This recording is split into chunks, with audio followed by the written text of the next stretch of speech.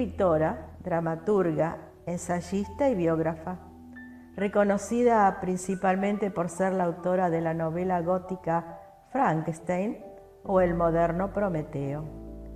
Considerada la primera novela de ciencia ficción moderna y que logra inaugurar el género. También editó y promocionó las obras de su esposo, el poeta y filósofo romántico Percy Shelley. Su padre fue el filósofo político William Godwin y su madre, la filósofa Mary Wollstonecraft, conocida pionera del feminismo.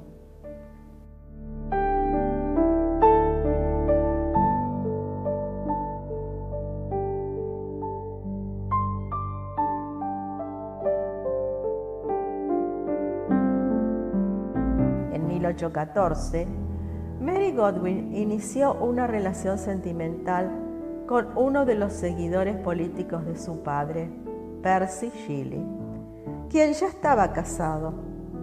A raíz de eso, se distancian de su familia y juntos, con la hermanastra de Mary Claire, vivieron en Francia.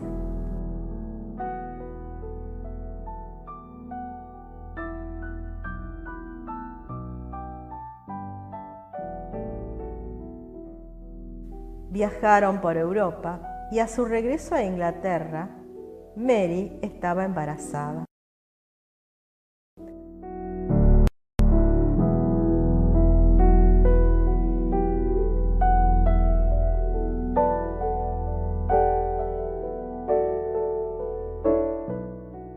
Durante los siguientes 2 años, ella y Percy se enfrentaron al ostracismo social, a las deudas constantes y a la desgracia del fallecimiento de su hija, nacida prematuramente. Se casaron a finales de 1816, tras el suicidio de la primera esposa de Percy, Harriet.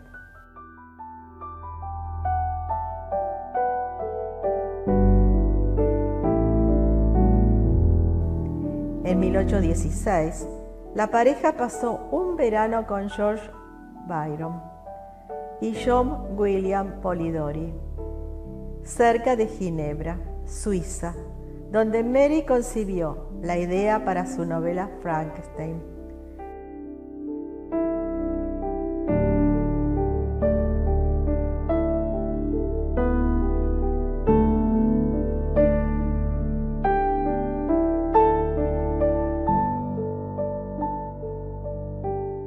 Los Shelley abandonaron Gran Bretaña en 1818 y se mudaron a Italia.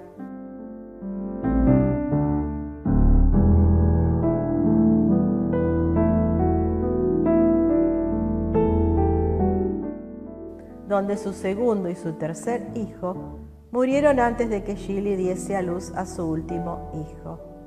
El único que sobrevivió, Percy Florence, en 1822.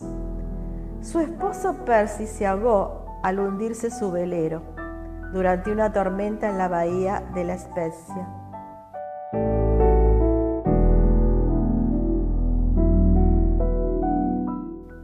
Un año después, Mary Shelley regresó a Inglaterra y desde entonces en adelante se dedicó a la educación de su hijo y a su carrera como escritora profesional.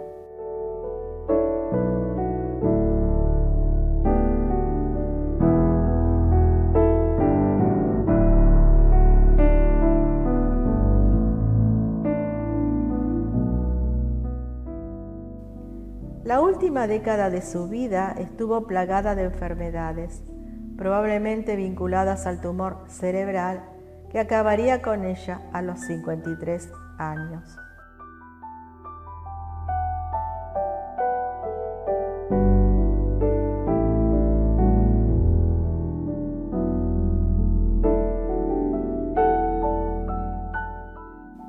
Hasta la década de 1970, Mary Shelley fue principalmente reconocida por sus esfuerzos para publicar las obras de Percy Shelley y por su novela Frankenstein, la cual sigue siendo ampliamente leída y ha inspirado varias adaptaciones en cine y teatro.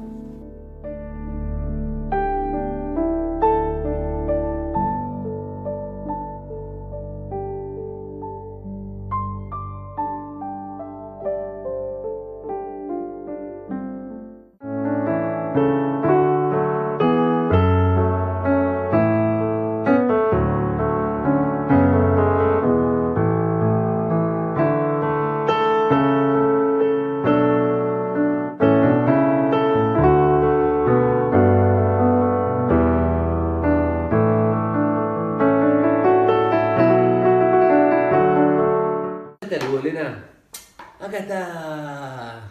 Es un Bambi, no es un búho. Pero bueno, ser padre es muy especial, es espectacular y bueno, hay que vivirlo. Es difícil ponerlo en palabras, pero creo que se trata de transmitirle todo lo que uno aprendió en la vida a alguien que uno quiere que le vaya bien.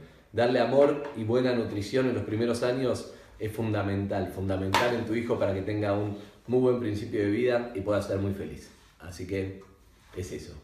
Elena, teléfono. Hola, para vos, tomá.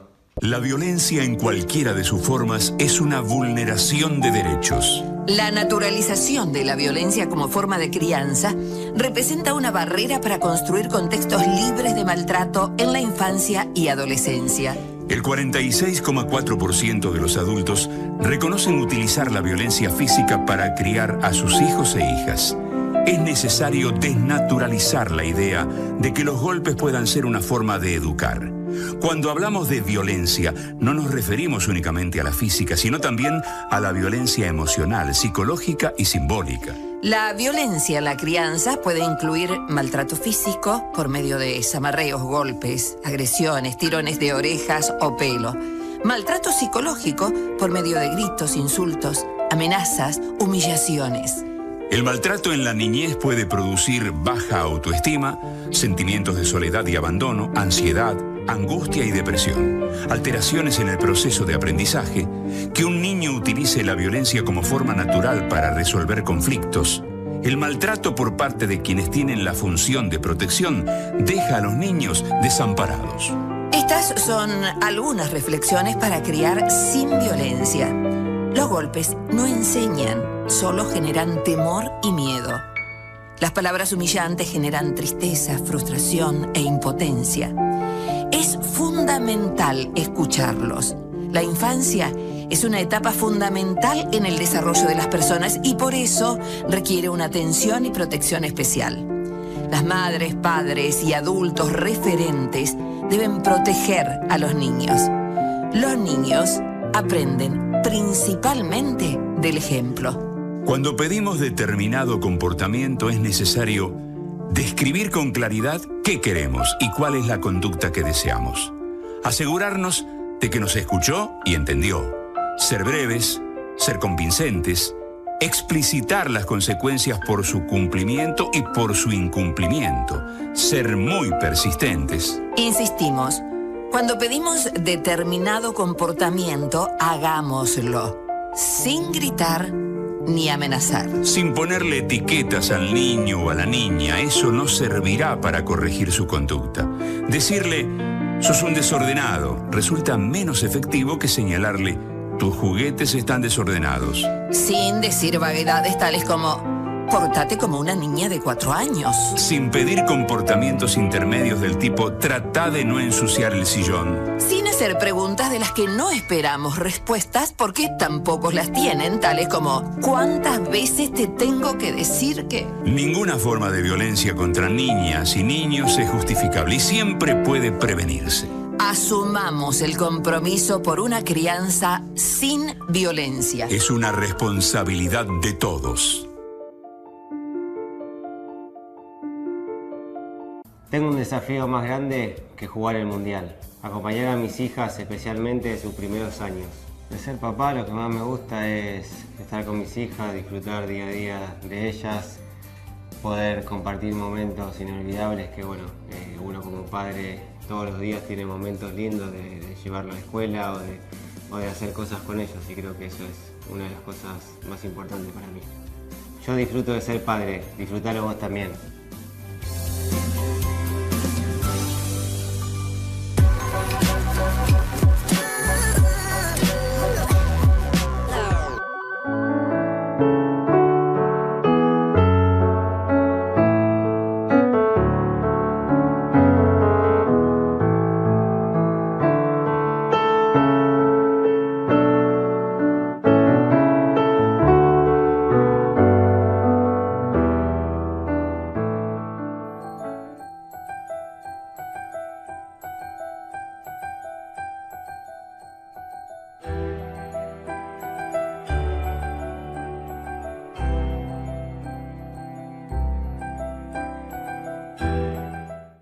La novela tiene un inicio curioso, ya que fue el resultado de un periodo de aislamiento mientras huían de las perturbaciones meteorológicas de Gran Bretaña a consecuencia de la erupción en 1815 del volcán Tambora en Indonesia. En 1816, por invitación de su amigo y colega Lord Byron, se hospedan en la residencia alquilada Villa Diodati, en Cologne, a orillas del lago de Ginebra, al norte de los Alpes suizos. El azufre que el volcán Tambora había arrojado a la estratosfera causó anormalidades climáticas a lo largo del planeta, provocando temporales espantosos, por lo que se dio en llamar a ese año el año sin verano. Después de leer una antología germana de cuentos sobre espíritus y fantasmas, durante varias noches tormentosas, Byron retó a los Shelley y a su médico personal, John Polidori, a escribir una obra de terror como divertimento. Lord Byron escribió un poema titulado Oscuridad, acerca del último sobreviviente de un desastre mundial. Su médico personal, John Polidori, escribió El vampiro. Y Mary pergenió Frankenstein, con supervisación en la redacción de Percy. Los primeros 500 ejemplares de dicha novela fueron publicados el 1 de enero de 1818, sin mencionar el nombre de su autor, convirtiéndose de inmediato en un éxito. Las críticas relegaron su talento y otras obras a la sombra de su esposo. Posteriormente, Shelley aclararía que su esposa era la verdadera escritora de la novela, considerada la primera historia moderna de ciencia ficción. Mary era una persona que conocía la teoría de Luigi Galvani y otros científicos de la época que investigaban los efectos de la electricidad, intentando revivir ranas y cadáveres a través de la denominada ciencia galvánica. Tales conocimientos pueden haber influido en su imaginación.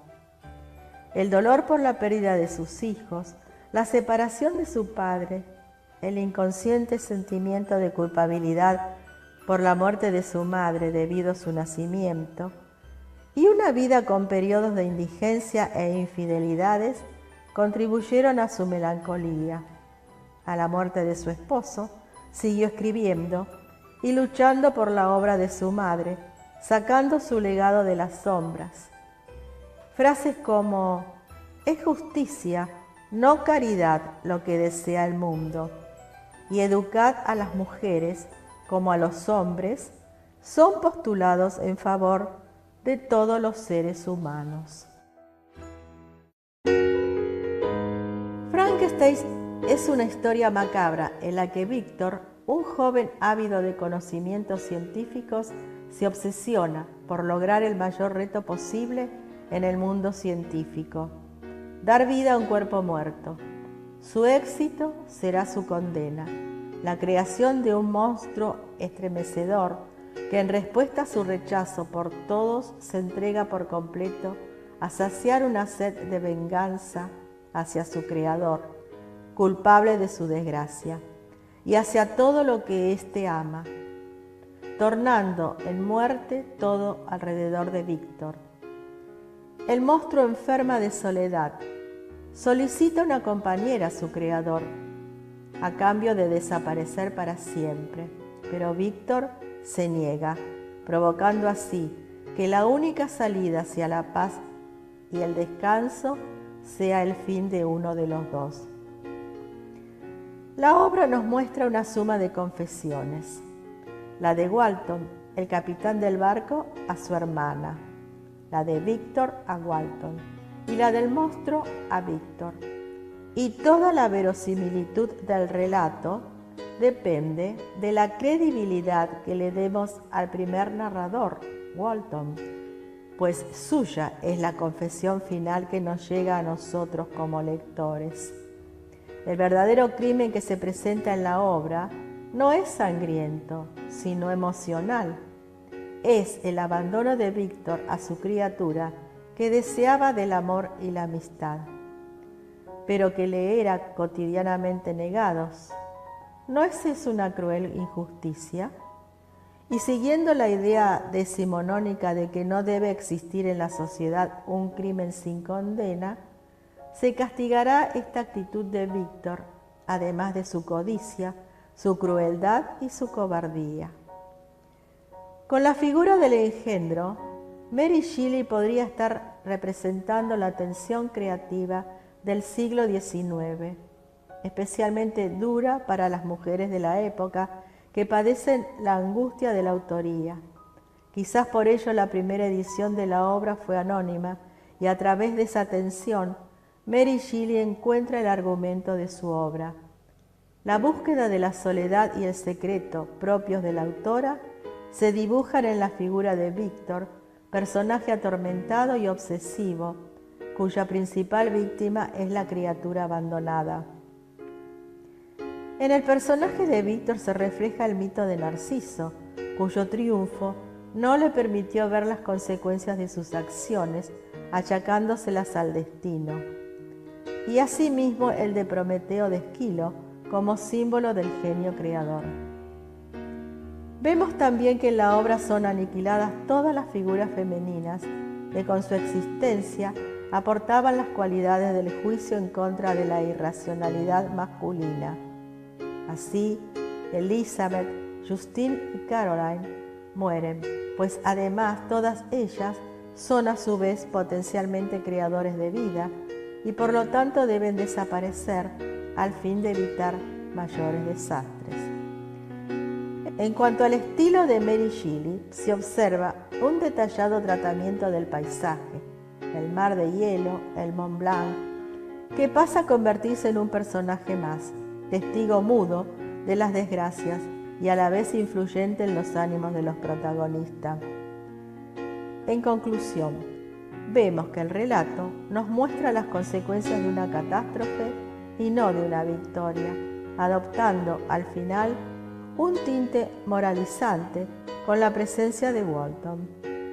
Mary Shelley acaba, pues, superando con creces las expectativas de aquella apuesta de Byron, pues no solo nos encontramos ante el mero relato gótico de espectros, muy frecuentes en el siglo XIX, sino ante una obra maestra, incomprensiblemente escrita, según la propia Mary, por una muchacha de tan solo 19 años, donde se muestra la perversión del poder científico. El hombre, queriendo ser Dios, se aparta de la naturaleza. Frank sufre por la cosificación del ser humano ante el desarrollo de la ciencia y, víctima del desprecio por ser diferente, acaba vengándose del hombre que lo engendró y abandonó, condenándolo a la soledad. Hasta nuestro próximo encuentro.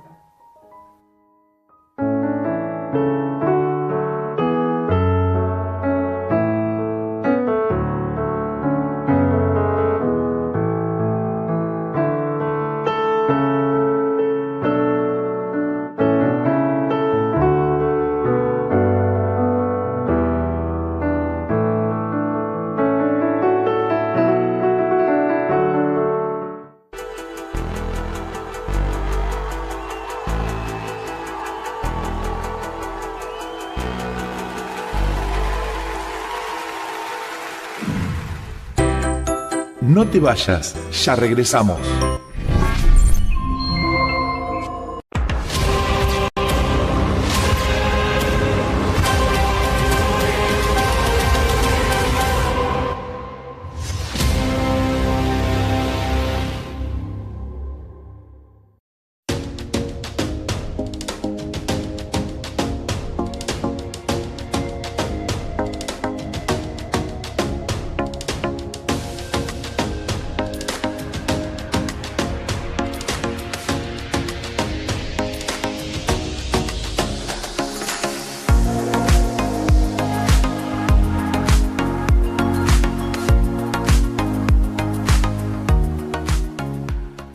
Tiene la mejor internet del mundo con la verdadera fibra óptica de Gotelcer. También la mejor TV digital con la plataforma Sensa. 70 años construyendo futuro.